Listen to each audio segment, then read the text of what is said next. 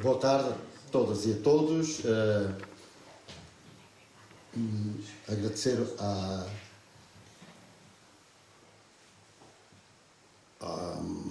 Jaime Torro a invitação que nos ha hecho para venir aqui, e a partir deste momento, Sr. Vereador, caro camarada da OMD, a partir deste momento, se me permitem, vou falar em português para ver se digo cometo menos erros.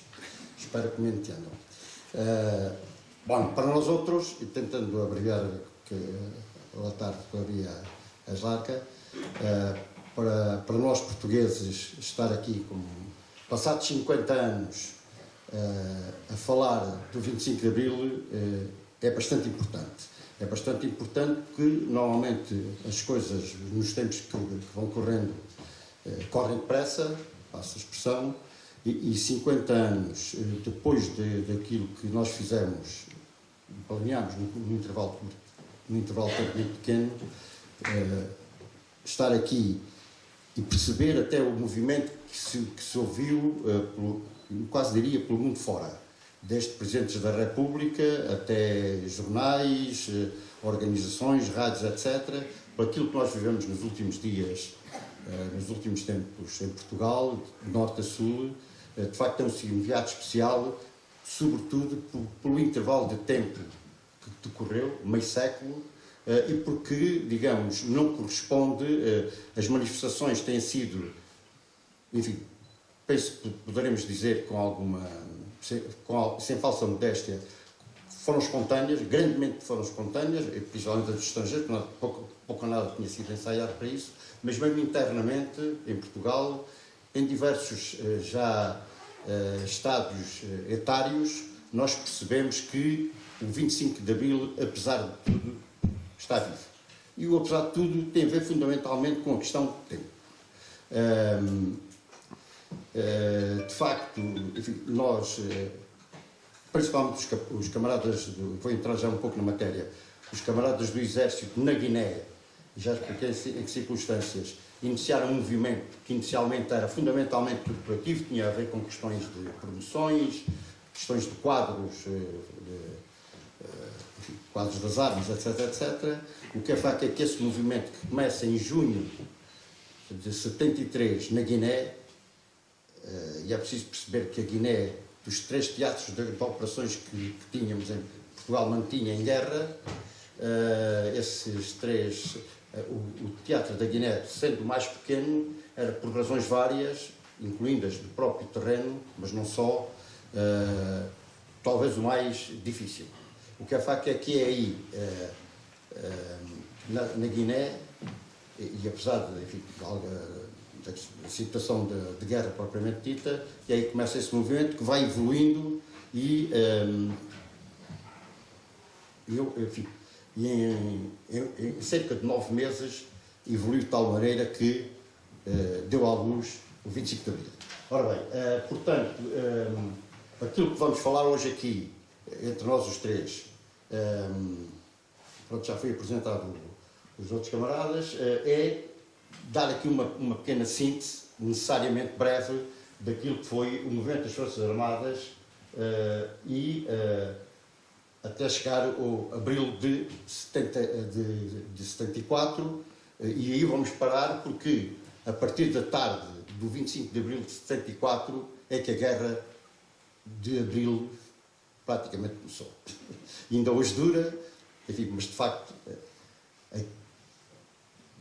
o gerar o 25 de abril, para chamar assim, que enfim, foi pesado, foi complicado, foi difícil, teve os seus escolhos, enfim, pontos altos, pontos baixos, discussões e não discussões, vitórias e retrocessos, mas é aí que vamos parar, na tarde de 25 de abril de 74, conforme o Coronel Rosado vos irá explicar, e nessa tarde, apesar de me dizerem que nós éramos homens sem sono, foi a partir daí que nós deixámos de dormir, e durante muito mais tempo daquele que demorou até 25 de abril.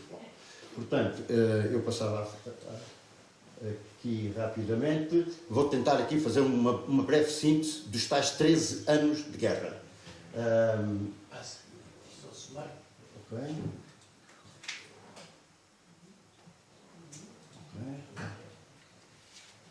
portanto, de uma forma muito breve, é preciso entender, dizer alguma coisa sobre, digamos, o chamado fenómeno de descolonização. Coisa que ainda hoje nós em Portugal temos que explicar, enfim, com algum cuidado, com alguma paciência e às vezes com algum sucesso. O pessoal até que fez a guerra e o pessoal que, de qualquer maneira, fez a sua vida nas colónias. Não é fácil. Ora bem, a partir no seguimento da Segunda Grande Guerra, cria-se a Organização das Nações Unidas, e um dos problemas que, de facto, é colocado fundamentalmente por americanos e soviéticos é a questão de descolonização dos territórios ultramarinos. Tínhamos atenção que, em 1945, haviam grandes impérios, o Império, só para dar algum exemplo, o Império Britânico, que tinha só uma das colónias, para chamar assim, era só aquilo que atualmente é a Índia, portanto era um continente, a Índia e o Paquistão. A França também tinha um império colonial bastante grande, a própria Indonésia, a Bélgica, eram territórios imensos e, portanto, foram países que, digamos, estiveram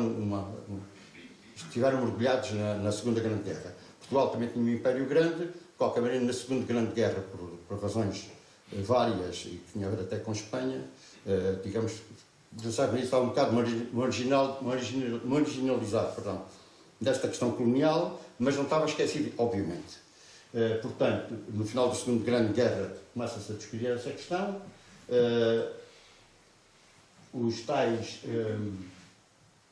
ao nível das Nações Unidas, o problema da descolonização fica perfeitamente estatuído como um objetivo a atingir. E só para ter uma pequena ideia do qual era o panorama nos anos, em 45, está aqui uma lista das colónias, de qualquer maneira já ouviram falar, aquela lista toda, quer na Ásia, quer na África.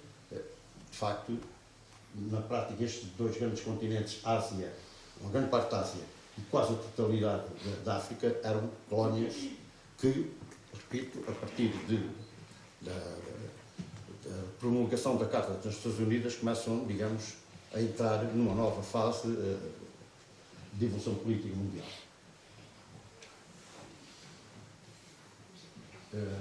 O que é facto é que, portanto, este processo inicia-se em 47, para dar alguns exemplos, em 47 dá-se o problema o Reino Unido tem que abandonar, ou tem que conceder a independência à Índia, enfim, o continente indiano, portanto, Índia e Paquistão, que, como sabem,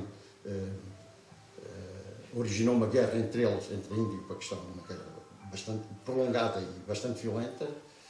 Nesta altura, só um pormenor, porque isto depois já aparece depois de 25 de Abril, o Paquistão ainda era o Paquistão Ocidental, o Paquistão Oriental, que é o atual Bangladesh, que no ano, que eu creio que 76 ou 77, também já estavam separados fisicamente, enfim, e bem separados.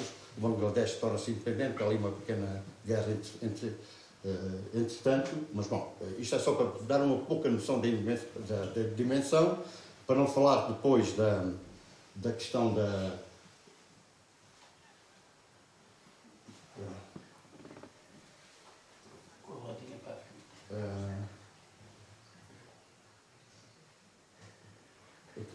para não falar, por exemplo, de coisas tão dimensões territoriais tão grandes como é, por exemplo, a Indonésia, não é? Que a Holanda também teve que abandonar de seguida. Ora bem, no meio desta dimensão territorial, portanto, a Inglaterra começa a descolonização, a França também começa, a Holanda começa, a Bélgica também, em 60 a Bélgica abandona o Congo, que é aquela dimensão que conhecem, a atual República Democrática do Congo. A França, entretanto, já tinha, digamos, no meio de uma guerra que realmente foi importante até em termos militares, e que, entretanto, nós seguimos, tinha abandonado o Vietnã, toda aquela questão da Península do Vietnã, Laos e Camboja. Entretanto, no meio disto tudo, portanto, a França também inicia em 1960, concretamente em 58, com o general de Gaulle, mais um processo de independência das colónias, fundamentalmente já depois do Vietnã, a descolonização da África. Resta ali o problema, enfim, um pequeno campo, que era a questão da Argélia, em que a questão dos colonos, de facto, tinha uma força muito importante em termos, desde o económico, o populacional, etc., era uma condição importante. A França mantém ali aquele escolho, mas que, de facto, em 62, abandona também a Argélia. Ora bem, neste intervalo, Portugal, que inicialmente tinha sido solicitado para alguma, digamos, negociação por países ou por movimentos que existiam nestas nossas colónias, Portugal, o governo português não responde, e estes movimentos começam a aparecer logo em 58, Portugal não vai respondendo, até que, por força da dinâmica política, em 61, no início de 1961, em Angola, vai arrebentar, digamos, em duas frentes, ou motivada, conduzida por dois movimentos independentistas, uma guerra, que é a Guerra Colonial Portuguesa, que vai durar, efetivamente, de 1961 até 1974. Portugal tem uma posição completamente oposta ao movimento mundial de independências. Enfim, como sabem, o Presidente do Conselho então era o professor Oliveira Salazar, que já vinha desde os anos de 1933, no chamado Estado Novo. O que é facto, Portugal mantém-se nesta posição tangente, e com o início das tais movimentos que se iniciam em Angola em 61, Portugal avança não para negociar as independências, mas sim para a guerra. E essa guerra, como digo, para pôr aqui um marco, é fevereiro, março de 1961. É uma coisa algo trágica, houve, enfim, muitas mortes, quer da parte de africanos, mas também da parte de colonos portugueses e africanos que estavam do lado dos portugueses. Foi uma situação terrível. O que é facto é que Portugal, como Oliveira Salazar disse, rapidamente e em força foi para a guerra. Foi para a guerra, concretamente em Angola. De qualquer maneira, já se pressentia, precisamente aquilo que tinha ocorrido no mundo inteiro, já se previa a nível político e militar que poderia suceder uma coisa destas, e o que é facto é que Portugal, de qualquer maneira, estava já minimamente preparado para esta guerra e avançou, enfim, com as dificuldades, de qualquer maneira, surgem sempre, mas o que é facto é que Portugal avançou para a guerra. Isto, portanto, em Angola, 1961. Abreviando,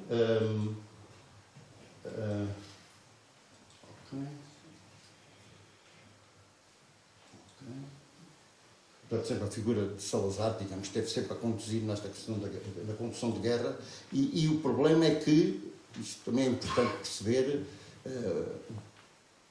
porque havia, digamos, estas colónias que obviamente tinham colonos em número, digamos, com algum relevo, nada parecido com a questão argelina, mas, digamos, por razões familiares, etc., e até pela implantação que o Estado Novo, portanto o Estado de Salazar, o governo de Salazar tinha junto à população, o que é facto é que esta guerra, digamos, e o avanço dos soldados para a frente, digamos, faz-se sem grandes, ou sem nenhuma, praticamente sem nenhuma oposição.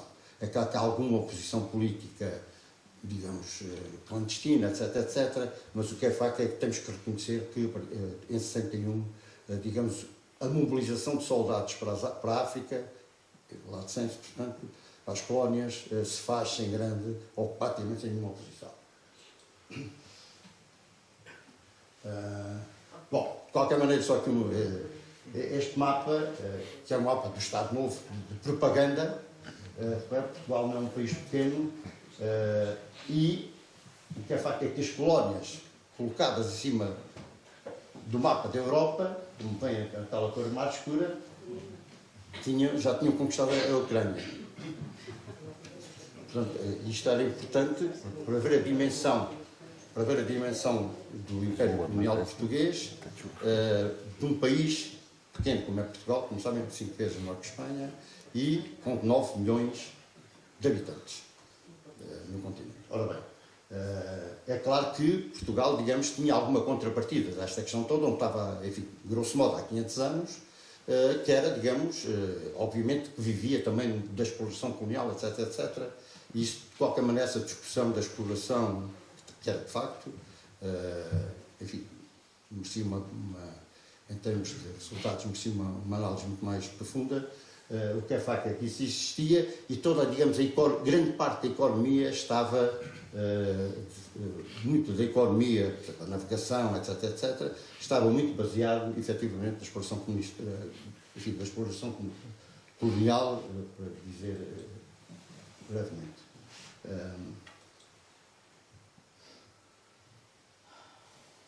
Bom, portanto, os 3 teatros de operações em Angola, 61, em 63 começa portanto, aqui em Angola, os movimentos que estão em 61 são fundamentalmente a FNLA, Frente Nacional de Libertação de Angola, e o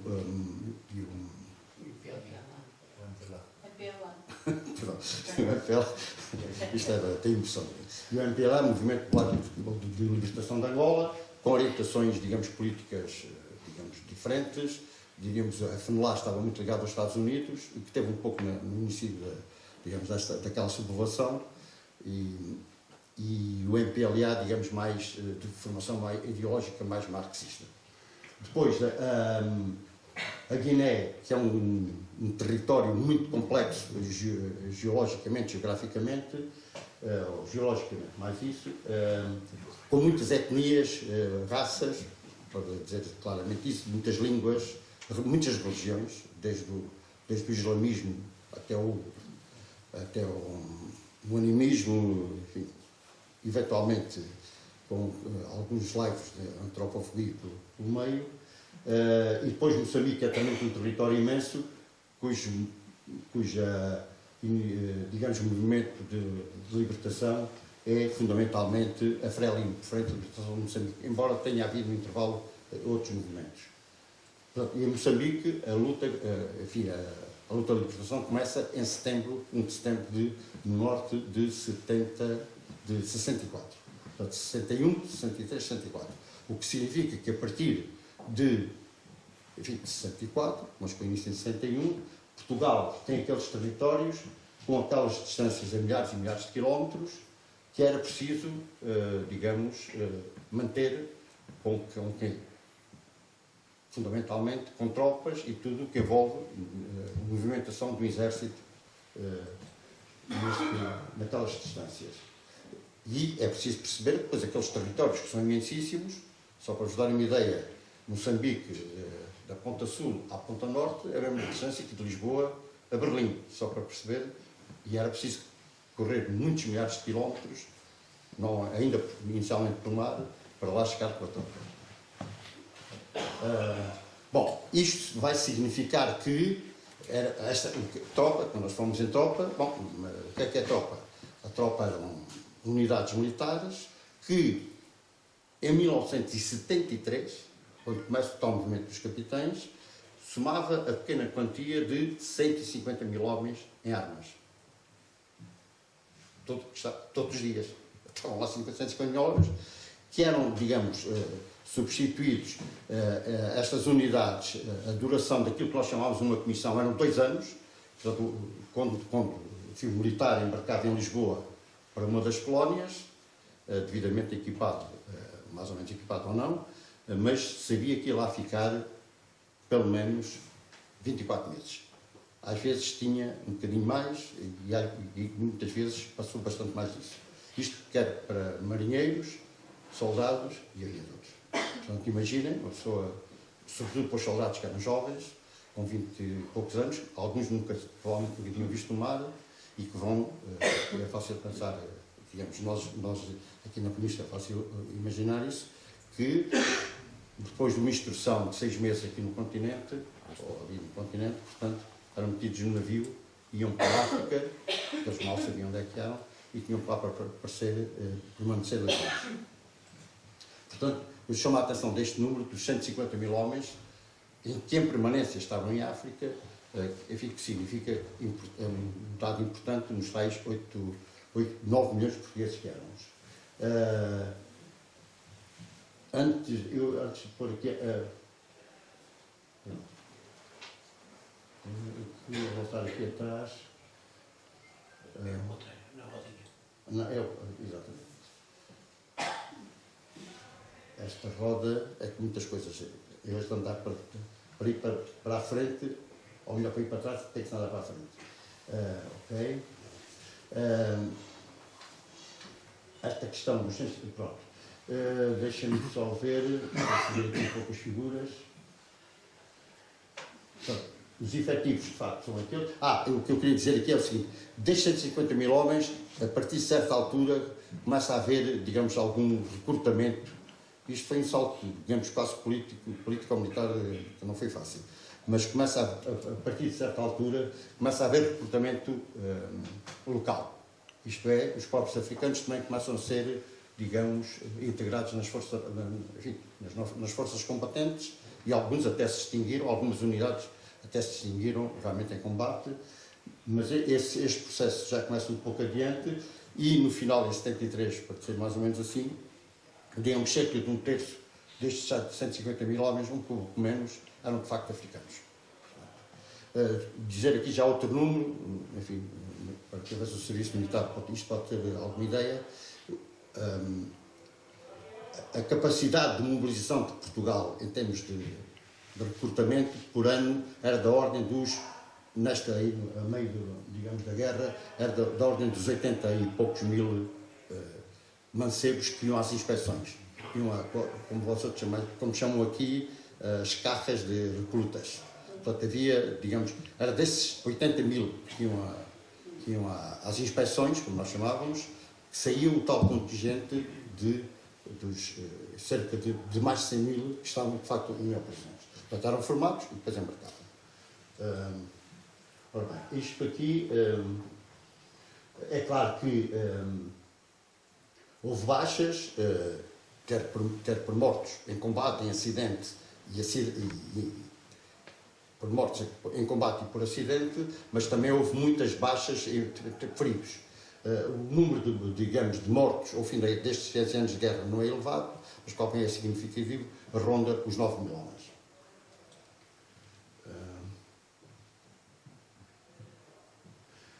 Já aqui uma coisa que é importante, mas que tem que ser breve, é que a unidade, o que nós chamamos de unidade, o grupo de homens, digamos, organizados que vão para o combate, era a companhia, que é um pouco semelhante àquilo que se passa aqui em Espanha, no Exército Espanhol.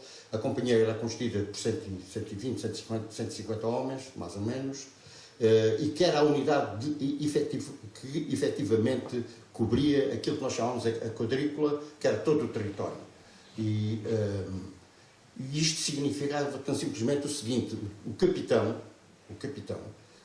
muitas vezes com 20 e poucos anos, ou quase sempre com menos de 30 anos, tinha que pegar naquela sua tropa que era transportada ela para um sítio qualquer, naqueles imensos territórios que nós vimos há pouco, e aqui o mapa digamos, da Europa, que eu mostrei aqui há pouco, mostra bem isso, e era ele que se tinha que encarregar daqueles 150 homens em média, que ele tinha ali num território, algumas vezes do tamanho aqui da Galiza, que tinha que alimentar, tinha que procurar alojamentos que muitas vezes não tinha, tinha que transportar de um sítio para outro em estradas que por vezes até eram minadas, por vezes, se estava num sítio mais perigoso, sofria ataques, e tudo isto tinha que, toda aquela logística necessária, tinha que cuidar do correio, que era a única coisa que chegava nessa altura, não havia telemóvel, isso tudo, o que chegava lá eram umas cartas que nós chamávamos aerogramas, ou bate-estradas, e que era aquilo que vinha, digamos, de Portugal com as notícias da família. E os soldados, por sua vez, também respondiam quando respondiam para a família. Portanto, neste isolamento, o capitão e a sua companhia eram, de facto, uma unidade fundamental, enfim, é uma unidade fundamental para perceber toda esta guerra. Haviam companhias que tinham mais sorte e estavam em sítios mais pacíficos, mas havia outras companhias que estavam em sítios, de facto, designadamente na Guiné, em que, quer pela natureza do combate, quer pela natureza do terreno, viviam em condições muito más, e quando digo condições do terreno, era, por exemplo, ter que viver praticamente esse tempo todo debaixo de terra. E não é fácil, e como devem perceber, chuva, calor, mosquitos, etc., bichos, etc. Esta unidade da companhia é importante e vão perceber também a seguir um pouco. Bom, portanto, ao longo dos 13 anos vai-se dar algum esgotamento naturalmente do pessoal, também porque, digamos, na retaguarda, no continente, há algum movimento político já que começa, digamos, a contestar um pouco a questão da guerra, o tal fazer estas comissões, o pessoal que era retirado da terra e ia para a guerra. Há um aspecto importante, que aqui a Galiza também tem alguma ideia disso, que era o problema da imigração. Portanto, Portugal, nesta altura, só em França tinha cerca de 1 milhão de imigrantes. Alguns destes rapazes que tinham que vir para a Europa, que vinham fazer o serviço militar, já não vinham, não só da Europa, do Brasil, etc, etc. E também se começa a dar um fenómeno de, não sendo determinante, é importante, muita gente, principalmente ao nível de universitários, começa, fruto de alguma, portanto, aquela ideia que eu falei inicialmente, que havia alguma aceitação da guerra, com o avançar da guerra começa a haver uma politização maior e começa a haver também, digamos, alguma fuga ao serviço militar, chamados ou refratários ou desertores, mas começa a haver alguma fuga ao serviço militar, que era fundamentalmente a partir de Portugal, e as deserções na frente de combate em África praticamente sem significativas. Houve, mas sem significativas. Portanto, o pessoal começa a estar cansado. Bom, este gráfico tem algo, é importante até para perceber a questão dos movimentos capitães. Reparem que o número de companhias, a tal unidade fundamental de 150 homens, aqui por dar uma imagem genérica, que em 61 eram muito pouco escassas, quando chega em 73 já tem ali da ordem das 500 companhias. Portanto, 500 companhias que cobriam os tais 150 mil homens. Ora bem, o que é que sucede? A companhia, como eu referi, era comandada, enfim, é comandada, digamos, por um capitão. Ora bem, estes capitães, em princípio, seriam capitães oriundos daquilo que em Portugal se chama a Academia Militar, seriam homens de carreira. E a partir de certa altura, o que se verifica é que as entradas na Academia Militar, onde se iriam formar os capitães, os alferes tenentes, que iriam ser capitães, começa praticamente, começa a baixar drasticamente, como é mostrado naquele segundo mapa. E, portanto, havia necessidades de capitães, as necessidades em África iam crescendo, que atingiam as tais 500 mil companhias, as tais 500 companhias, o que significava 500 capitães operacionais em combate, e, entretanto, os capitães do quadro permanente, os antigos foram sendo promovidos, a comandantes, tenentes, etc., e não havia realimentação, para usar um termo técnico, de capitães oriundos da academia, portanto, capitães profissionais. Então, este assunto começa-se a tornar, a partir do ano 68, começa-se a tornar grave, e, portanto, tem aqui a percentagem isto ilustra aquilo que estava a dizer, a percentagem de companhias a azul, que eram comandadas por oficiais dos quadros permanentes, aqui a vermelho, as que eram comandadas por oficiais milicianos, os milicianos, aqueles que, portanto, comandam os quadros permanentes,